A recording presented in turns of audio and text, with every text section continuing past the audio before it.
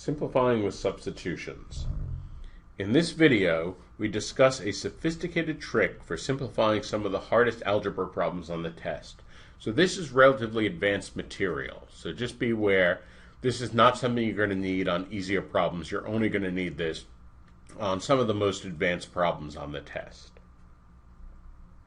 This trick involves some right brain pattern matching.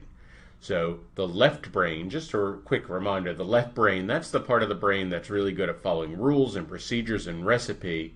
The right brain, that's the part that is much better at intuition and matching patterns. And so that can be harder to train, and so sometimes it's hard to see these right brain things until they're pointed out.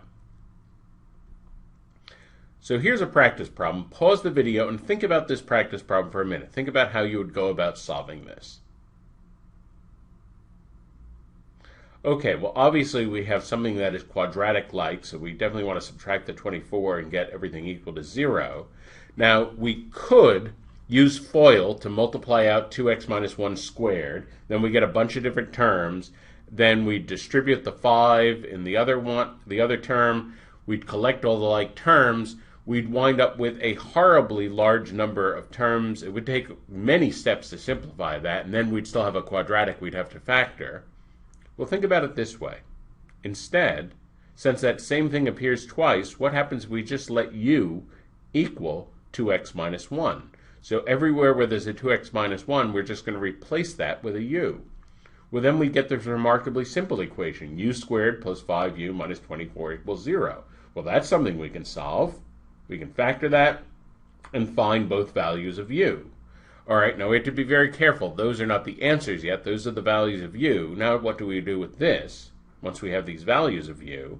Well, now what we're going to do is we're going to set those, everything that equals u, that's going to equal 2x minus 1.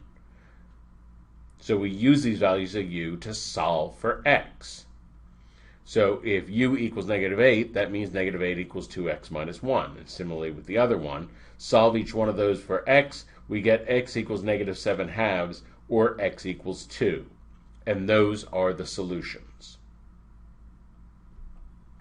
Here's another practice problem. Pause the video and think about how you would solve this. Okay, much in the same way, let u equal x squared plus 1, because that's the thing that appears twice. Then that entire equation becomes u squared minus 15u plus 50 equals 0. Very easy to factor, u minus 5, u minus 10. And this means that u equals 5 or u equals 10. Well, now that we have these values of u, we'll use these to solve for x. So it means x squared plus 1 equals 5, or x squared plus 1 equals 10. Subtract 1 in both equations. Take the square root, keeping in mind that we need both the positive and the negative. So x is positive or negative 2, or x is positive or negative 3. So it turns out that original equation is actually an equation that has 4 different solutions. Finally, a very different kind of problem. Pause the video and then we'll talk about this.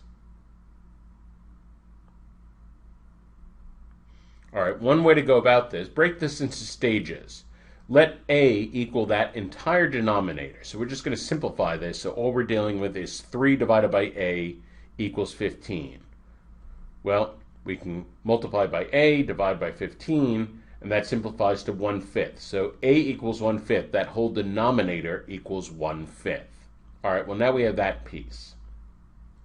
Now, let b equal that ugly fraction thing. Then, of course, the denominator is just 1 minus that fraction thing. A equals 1 minus b. Plug in the value we have for a. We can solve for b, so b equals 4/5. So this means that 8 over 7 plus k equals 4/5. Well, now what I'm going to do with this, first of all, remember with proportions, we can cancel a common factor in the two numerators. So I'm going to cancel a factor of 4 in the two numerators, divide both sides by 4. Now I can just cross multiply. I get 7k equals 10, subtract 7, I get k equals 3, and that is the solution. So that's a relatively efficient way to go through that problem. In summary, if one expression is repeated in an equation, we can choose a single variable, often we use u, for that expression, solve for its value, the value of u, and then use that to solve for the original variable. If an algebraic expression has multiple parts, such as a compound fraction, we can solve for the numerical values part by part.